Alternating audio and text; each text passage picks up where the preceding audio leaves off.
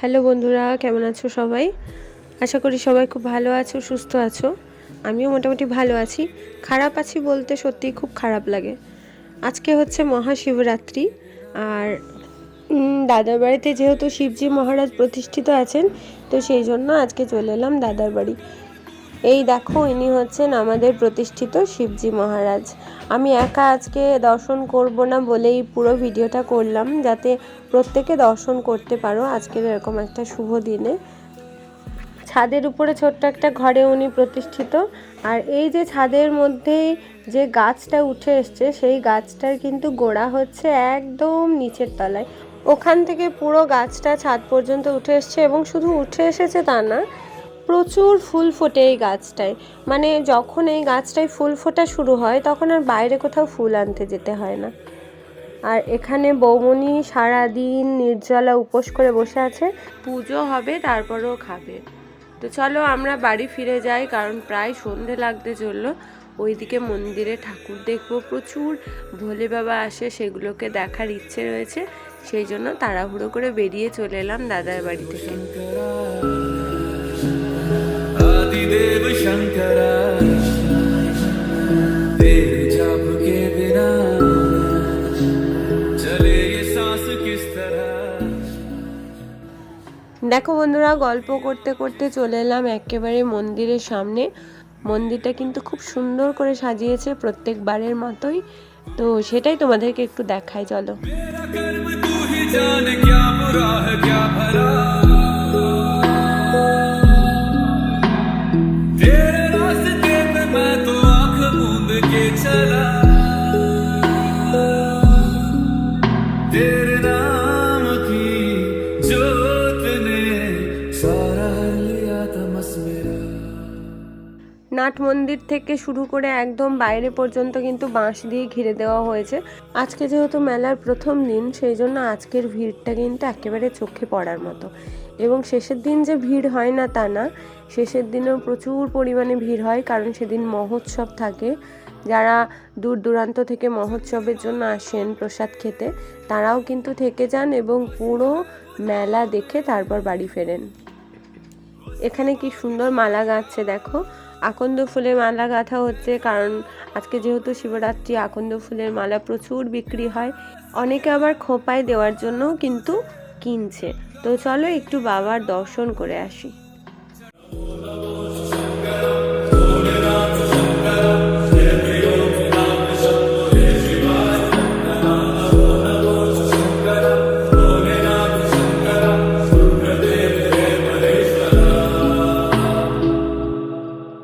এত ভিড়ের মধ্যে যাদের ধৈর্যচ্যুতি হচ্ছে, তারা কিন্তু বাইরে এই যে এই জায়গাটায় পুজো করছেন। এখানেও পুরোহিত দিয়েই পুজো করানো হচ্ছে। অত ভিড়ের মধ্যে যারা যেতে পারছেন না, অনেকেই আছেন, তারা এখানেই পুজো করিয়ে নিচ্ছেন।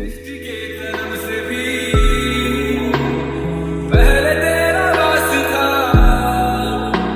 ये जग रहे या ना रहे,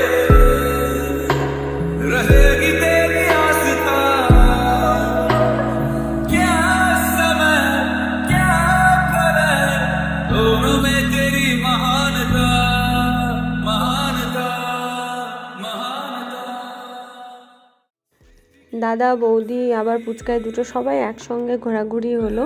আর একসঙ্গে থাকা মানেই মনে হয় যে অনেক অনেক ছবি তুলতে হবে। তো অনেক ছবি না হলেও কিছু ছবি কিন্তু তোলা হলো মন্দিরের মধ্যে।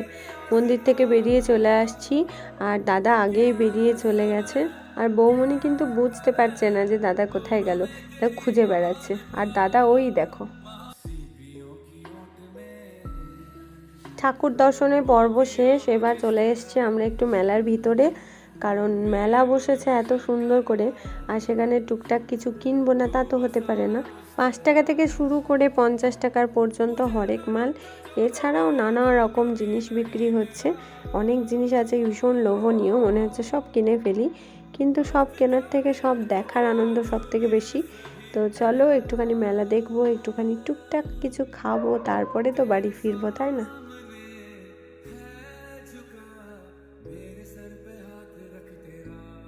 আমার মেয়ে একটা বন্দুক কিনেছে, কিন্তু বন্দুকটা কিভাবে চালাতে হবে সেটাও জানে না।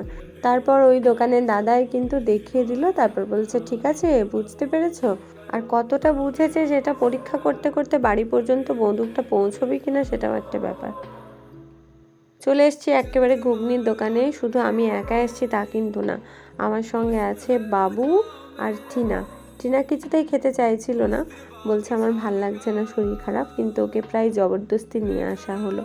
অনেক মেলাতে ঘুরেছি, কিন্তু এই যে পাতলা পাঁপড় যেটা বিক্রি করছে এটা কিন্তু সব মেলাতে পাওয়া যায় না। এই পাঁপড়টা একদম টাচ করলেই ভেঙে যায়, এত পাতলা পাঁপড়টা, এটা খেতে আমার খুব ভালো লাগে। তো দেখলাম মানেই চলো একটা পাঁপড় খেতে হবে। এখানে ছোটদের একটা নাচের অনুষ্ঠান হচ্ছে, সেই অনুষ্ঠানও একটুখানি দাঁড়িয়ে দাঁড়িয়ে উপভোগ করলাম। ছোটরা যাই করুক না কেন সেটাই কিন্তু দেখতে ভালো লাগে। আর সেই কারণে আমাদের এই মেলায় কিন্তু ভিড় যে কম থাকে তা কিন্তু না, প্রচুর দর্শকের ভিড়। আর প্রত্যেকেই কিন্তু এখানে বসে বসেই উপভোগ করছেন। মেলা চলছে বলে মেলা দেখে বেড়াবো শুধু তা কিন্তু নয়। এখানে আমার মেয়ে ছিল, মেয়ে আমাকে দেখা মাত্র ছুটে চলে এসছে। তারপর ওকে নিয়ে চলে এলাম মোগলাইয়ের দোকানে। বললাম মোগলাই খাবি? ও মোগলাই খেতে খুব একটা ভালোবাসে না, রোল খেতে খুব পছন্দ করে। কিন্তু মোগলাইটা এত সুন্দর করে ঘুরিয়ে ঘুরিয়ে বানাচ্ছিল, আমি ওই জন্য একটা ভিডিও করতে শুরু করলাম। এই দোকানে দাদারা যেহেতু প্রত্যেক বছর আসে, সেই জন্য পরিচিত হয়ে গেছে সবাই। আর দোকানের এই একজন ভাই আছে, সে নাকি নতুন কাজে লেগেছে। দাদা বলল ওকে একটুখানি তোলো, তো ও নতুন কাজে লেগেছে, তাই ওকেও নিয়ে নিলাম। কিন্তু ও আবার বলছে আমার ভিডিও করছে বলে আমার হেজিটেট হচ্ছে। তো চলো আমরা রোল কিনে ফেললাম, বাড়ি গিয়ে খাওয়া হবে। আর এই যে দেখতে পাচ্ছ এই হচ্ছে সেই দাদা, আর উনি হচ্ছেন ওই দাদার বাবা। উনি খুব ভালো জিলিপি বানান। চলো মেলাতে পপাদার সঙ্গে দেখা, সঙ্গে পিহু তনু সবাই একসঙ্গে, একেবারে মানিক জোড়। সবাই মিলে অয়নের ঘুগনির দোকান। অয়নের ঘুগনি ঝাল হতে পারে কিন্তু দারুণ টেস্ট। তাই যদি কেউ মেলায় আসো, আমি অয়নের হয়ে এখানে একটা বিজ্ঞাপন দিয়ে দিচ্ছি, অয়নের ঘুগনির দোকানে কিন্তু অবশ্যই ঘুগনি খাবে, কারণ এখানকার ঘুগনি মানেই টেস্ট হবেই। যে কোনো জিনিসই ঝাল না হলে আমার কিন্তু খেতে ভালো লাগে না। তো আমরা কিন্তু দারুণ ঘুগনি খেলাম, একেবারে জমিয়ে ঘুগনি, ডিম সিদ্ধ। তারপর খেয়ে বেরিয়ে এসে দেখলাম বাবু আর পুচকাই, ওরা দুজন খায়নি, সেই জন্য ওদেরকেও আবার খাওয়ানো হলো। এখানে সুদীপ দেখলাম সৃজাকে নিয়ে ঘুরে বেড়াচ্ছে, প্রায় রাত্রি 10টা তখন। মেয়ের চোখে ঘুম নেই, মুখে কেমন হাসি দেখো।